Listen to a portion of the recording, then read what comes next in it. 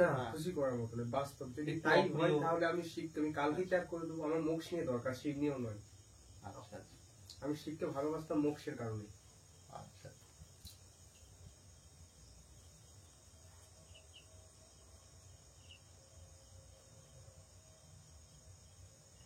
দুটি স্থিতি রয়েছে এই বিষয়ে। একটি হলো নির্বাণ মুক্তি, আর একটি জীবন মুক্তি।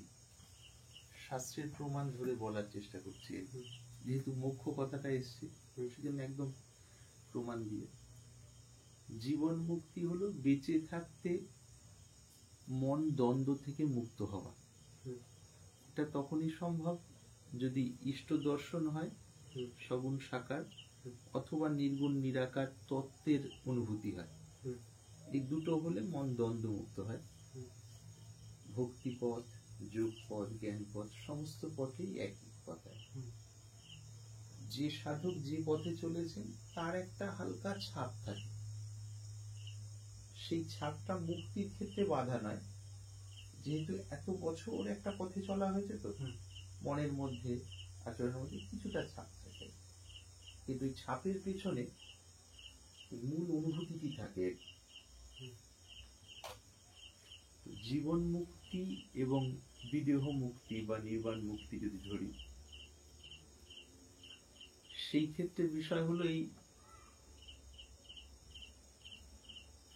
ওনাদের যেটা বক্তব্য, এটা কোথা থেকে শোনা হয়েছে? সরাসরি কি ওদের পরম্পরার সাথে কোন রকম যোগ হয়েছে?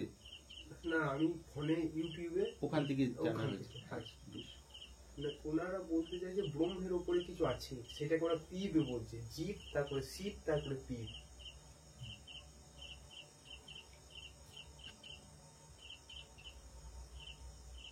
মূল বক্তব্যটা হলো এইটি, ব্রহ্মের উপরে কিছু আছে। এই শব্দটা কে বলছে? যুক্তির কথা দিয়ে আসছে একটুখানি মূল কথায়। ব্রহ্ম বলতে যে শব্দের, ওই শব্দটি বলে যেদিকে লক্ষ্য করা হয়েছে, ইশারা করা হয়েছে, সেই স্থানটি হলো, সেখানে আর কর্তা ভাব থাকে না। কর্তা ভাব মানে অহং ভাব। আমি একটা দেহধারী মানুষ, অল্প কিছু জানি, বেশিরভাগ জানি না, বা কেউ হয়তো অনেক ধনী, কেউ মাঝারি, আমি সাধক, আমি সাধিকা, এই যে সব আমির সাথে যুক্ত যে ভাবগুলো, এই হলো কর্তা ভাবের মোটামুটি সহজ সরল রূপ। আর সূক্ষ্মাতি সূক্ষ্ম অনুভূতির স্তরের কথা বলছি না, মোটামুটি যেটা বোঝা যায় সেটা বলছি। ব্রহ্মের পর আরো কিছু আছে। একদম প্রথম সোজাসুজি পরম্পরাগুলো বিষয়ে বলি। এই সমস্ত পরম্পরার সাথে আমি প্রত্যক্ষ মানে শারীরিক ভাবে তাদের মধ্যে ছিলাম। দুটো পরম্পরাতে, কবিপন্থীদের মধ্যেও ছিলাম, নানক পরম্পরার সঙ্গে পরিচয় আছে আর কি, সামনাসামনি আর কি, সামনাসামনি যেমন আছি তাদের মধ্যে। যেহেতু বহু ধারার মধ্যে দিয়ে আসতে হয়েছে, খুব অপ্রিয় সত্য কথা রেকর্ড হচ্ছে, সেই জন্য সত্য কথাটাই বলি, অপ্রিয়ই হবে।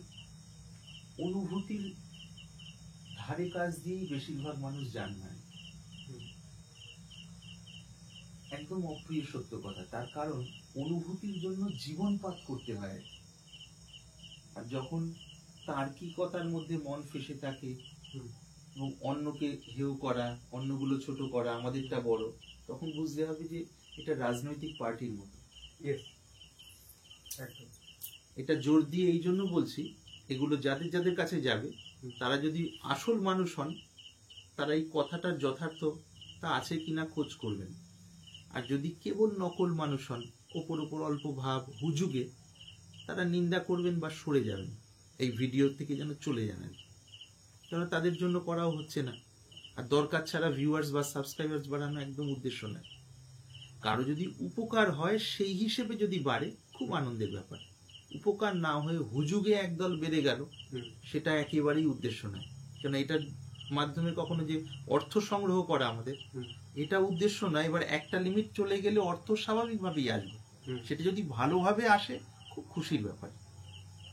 নকল জিনিস বা লোক ভুলানো জিনিস দিয়ে এসে কোনো লাভ নেই। তার কারণ অর্থ মোটামুটি ঠাকুর ইচ্ছা চলেও যাচ্ছে এবং চলেও যাবে। এটা এই জন্য বললাম, অপ্রিয় সত্যটা বলে নিয়ে এবার আসল কথার দিকে আসি। কবির দাসজির পরম্পরা, গুরু নানকের পরম্পরা এবং যত রকম সম্প্রদায় আছে যেগুলো আমরা জানি, যেটুকু জানি, না জানা অনেক থাকতে পারে, বেশিরভাগ সম্প্রদায় সেই মানুষগুলোই আছেন যারা রাজনীতিতে আছেন। তার কারণ সম্প্রদায়ে ঢোকার পর যে সাধনার যে একটা অধ্যায় থাকবে, চ্যাপ্টার থাকবে, অন্তত 12 বছর। 12 বছর মানে তাওয়া গরম হতে হতেই যেন 12 বছর হয়ে যায় আসলে, যদি কেউ লাগে না। উপর উপর নিয়ম করা এক, অনেক টেনে টুনে 2-4 বছর কোন রকম ভাবে জপ ধ্যান করা একরকম, কিন্তু ভেতরের কামনা বাসনাকে ধীরে ধীরে সহ্য করে ভেতরের ভারসাম্য রেখে বছরের পর বছর এগিয়ে যাওয়া, সেটা ওই যারা চলেন তারাই টের পান আর কি। বছরের পর বছর, মানে 12 বছর খুব কম বললাম এক হিসেবে দেখলে। এটা সাধনের পক্ষের হিসেবে বলছি, ওই পরম স্থিতির ওই দিকের কথা বলছি না, ওই দিকে যাবো। এই পরম্পরার মানুষগুলো কি হন দেখলাম, প্রায় সমস্ত সম্প্রদায়ের প্রত্যেকটা পরম্পরা এক একজন মহাপুরুষ হয়ে গেছেন। গুরু নানকজি মহাত্মা, কবির দাসজি মহাত্মা, গোরখনাথজি মহাত্মা, আরো যারা যারা হয়েছেন। কিন্তু পরে যারা বসছেন গুরু গদিতে, কয়েক পিঢ়ি পরে আর কি, কয়েক প্রজন্ম পরে, প্রজন্ম মানে ওই পরম্পরার হিসাবে প্রজন্ম যদি ধরি, ঠিক মূল যিনি মহাত্মা তার শিষ্য যোগ্য, যাকে গুরু গদিতে বসানো হয়েছে, তিনি গুরুর প্রতি ভাবনা সমর্পণ করে তার ভেতরে কর্তা ভাব বলে তিনি সবরের দিকে হলে সবর, নির্গুণ দিকে সেই উপলব্ধিটা লাভ করলেন। বিভিন্ন পরম্পরায় দেখা যাচ্ছে। বড় জোর তারপরে জন, প্রথম শিষ্য এবং তার শিষ্য অর্থাৎ প্রশিষ্য, মূল যিনি মহাপুরুষ প্রশিষ্য পর্যন্ত আসছে ধারাটা, সেটাও খুব কম। তারপরে প্রায় ধ্বজাধারী হয়ে থাকছি যে আমি এই পরম্পরার ধারক এবং বাহক, আমার মূল কাজ আর কিছু আমি করি বা না করি, এই পরম্পরাটা অন্য পরম্পরা থেকে শ্রেষ্ঠ, এইটা প্রমাণ করার জন্য আমরা যা করণীয় তাই করব। তার মানে কি, মনের গতি তো ওই দিকে চলে গেল। মনের গতি যে অন্তর্মুখী হয়ে ভেতরে ডুব দেব, বা কর্মযোগ করতে করতে একদম নিষ্ঠায় সেখানে ডুবে যাব, বা কীর্তন করতে করতে সেখানে মগ্ন হয়ে যাব, সেই বিষয়টা তো থাকবে না। তার মনের নিষ্ঠাটাই তো হলো আমারটা সর্বোত্তম, বাকি সবারটা কম কম। এবার কম এটাকে প্রমাণ করার জন্য বিভিন্ন যুক্তির অবতারণা, বিভিন্ন জটিল থেকে জটিল কথার অবতারণা, এটা সাধারণ মানুষের চট করে মাথায় ঢোকা একটু মুশকিল।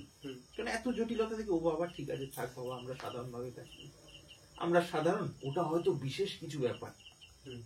এইরকম বিভিন্ন স্তরের অজ্ঞান চতুর্দিকে ছড়ানো হচ্ছে বা ছড়ায়। এই কথাগুলো আমি সব সাধন পক্ষের সাপেক্ষে বলছি।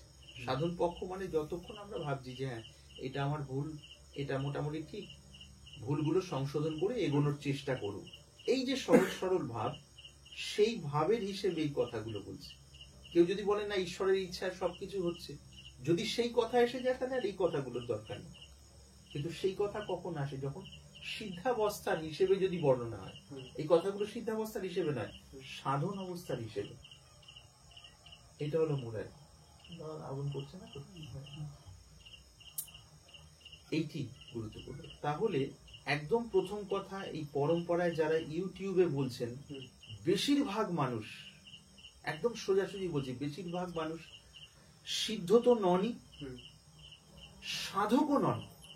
লোক ঠকানোর জন্য দোকান খুলে বসেছেন, বড় বড় চুল দাড়ি রেখে, বা লাল সাদা হলুদ মালা তিলক বিভিন্ন রকম, যে পরম্পরার যে সাজ, আর কিছু হোক না হোক ওই সাজটা ধরে নেওয়া প্রথমে। এবার গুরু নানকজি তো সেটা করেননি, কবির দাসজিও সেটা করেননি। তারা ছোটবেলা থেকে ঈশ্বরের ওই ভাবে মগ্ন, তারপর কোনো না কোনো জায়গা থেকে ধারা পেয়েছেন, মুখ্যভাবে বা গৌণভাবে বা ভেতরে স্ফুরণ হয়েছে, সেইভাবে ডুবে গিয়ে কর্তাভাব বলে গিয়ে ওই। এবার গলে যাওয়ার সময় যে শব্দটা শেষে ছিল, সমাধি হওয়ার আগে যে শব্দটা শেষ অবলম্বন হয় সব ধারা অনুযায়ী, যদি শব্দ থাকে আর কি, সেই শব্দটার উচ্চারণ আমরা বইপত্রে বা বিভিন্ন জায়গায় শুনি, যেটাকে আমরা ওম বলে বলি। এবার ওম মুখে যেমন বলছি সেরকম শব্দ শোনা যায় না অনাহত নারী। ওটা এমন একটা শব্দ, যখনই মনটা ওই জায়গায় যায় তখন দেখছি যার আদি নেই অন্ত নেই, একটা নিরন্তর দীর্ঘ ধারা, এবার ওই যে ধারাটা যেটা অনুভূতিতে মহাত্মারা পান, ওটাকে যদি শব্দের আকারে মানুষের সামনে তুলে ধরার চেষ্টা করা হয়, তখন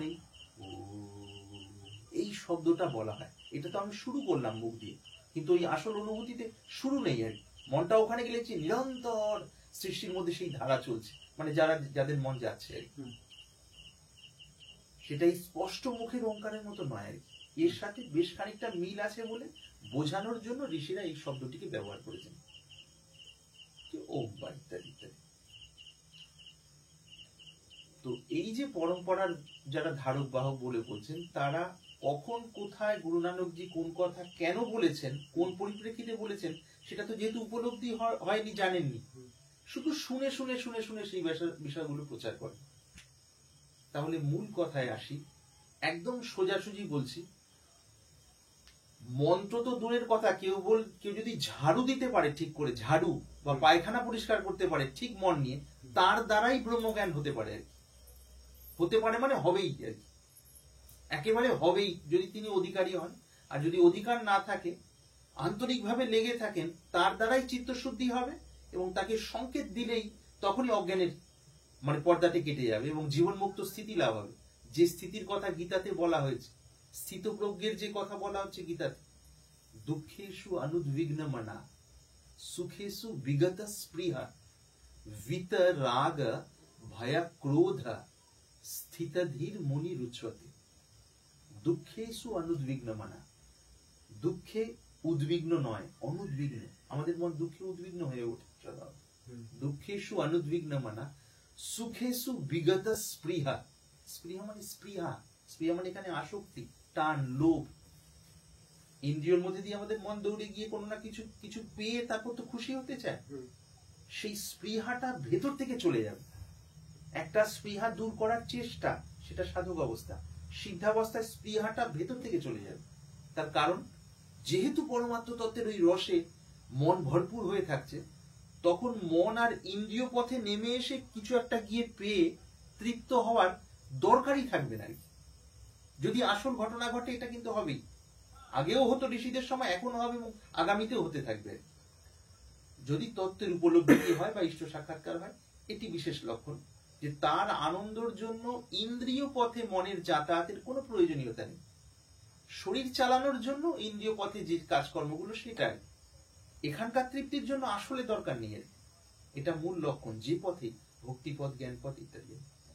তো এখানে বলার উদ্দেশ্য হলো, যদি প্রণালী ঠিক হয়, প্রণালী মানে যে মানুষটি চলবেন, যে জিজ্ঞাসু চলবেন বা যে সাধক সাধিকা চলবেন, তাকে বলে দেওয়া হলো, তুমি প্রত্যেকদিন সকালে বিকেলে এই জায়গাটা ঝাড়ু দিও, জেনে বুঝে ব্রহ্মচর্য নষ্ট করো না, আর ছল কপট করা ছেড়ে দাও। আমি যে একটা বিশেষ হনু, অর্থাৎ বিশেষ অনেক কিছু জানি বুঝি, এটা অন্যকে বোঝাতে যাব না। আর নিজের যে ভুল ত্রুটিগুলোকে লুকিয়ে রেখে কেবল ভালোগুলো লোকের সামনে প্রেজেন্ট করার চেষ্টা করব না। যখনই মানুষ এই নীতিটা নিয়ে নেবেন সহজ সরলভাবে, তারপরে পুরনো অভ্যাসে বারবারই ওদিকে মন যাবে। সেটা ঠিক করতে হয়তো কয়েক বছর লেগে যাবে, তাতে অসুবিধা নেই। খাঁটি জিনিস নিয়ে যদি বছর পর বছর লেগে থাকি, 5 বছর লেগে যদি 1% হয়, ওই 1% ওই মিথ্যা কোটি পার্সেন্টের থেকেও বেশি। কারণ মিথ্যা তো মিথ্যাই, আর আসল তো সবসময় আসল।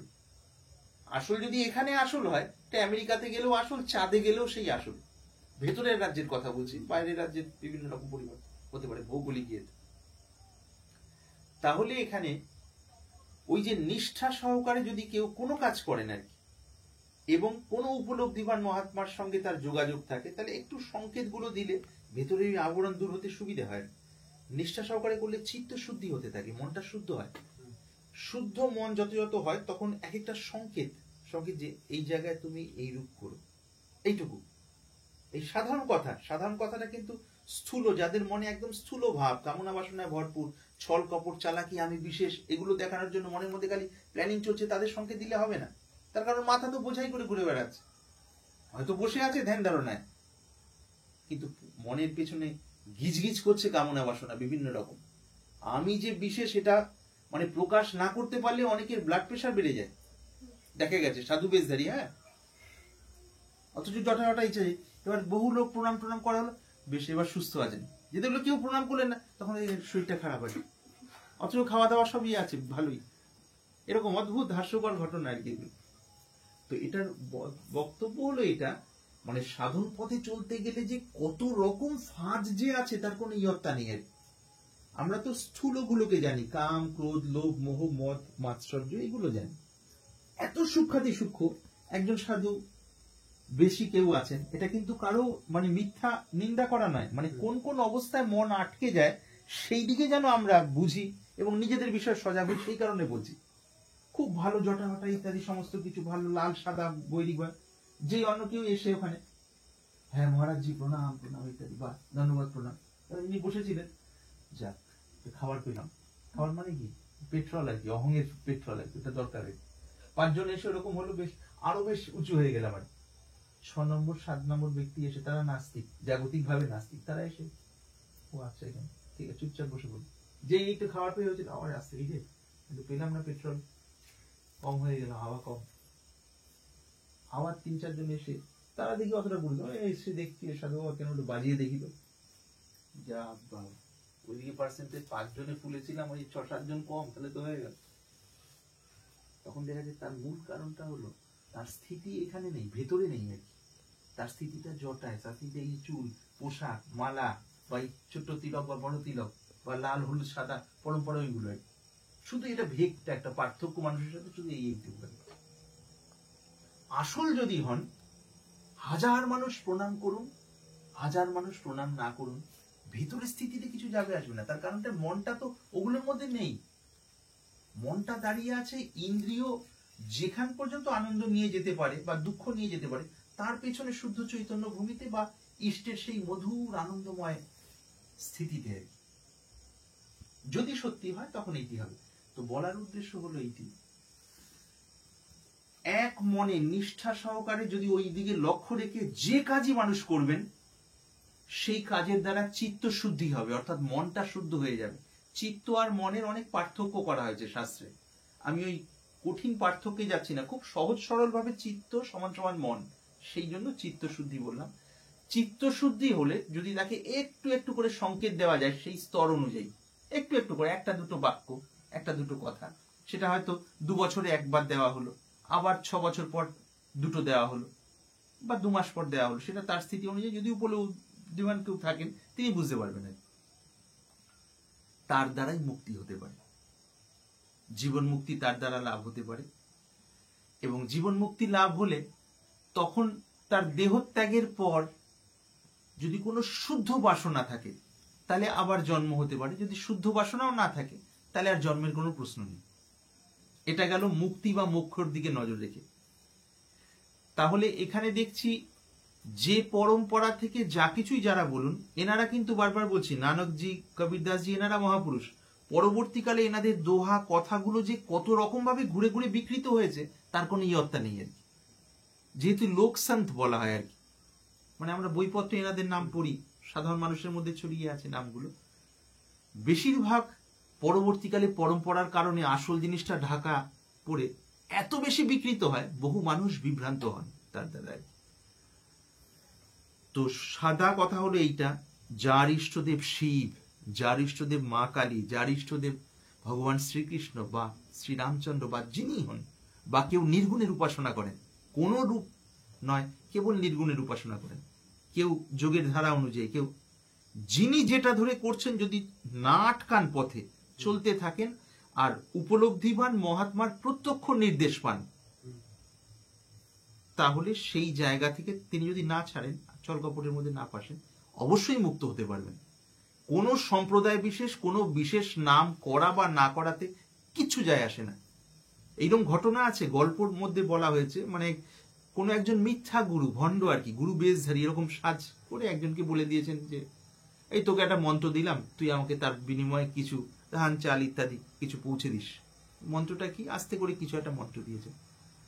তো সেটা অনেকদিন জপ করতে করতে করতে করতে করতে করতে, ইনি খুব সহজ সরল মানুষ, তো মা কালীর উদ্দেশ্যে আর কি জপ করছেন করতে করতে, ওই গল্পে আছে যে একটা সময় পর মা কালী তাকে দর্শন দিতে চাইছেন, স্বপ্নে এসে বলছেন যে তোর মন্ত্রটা ভুল আছে, তুই মন্ত্রটা এই মন্ত্রটা বল।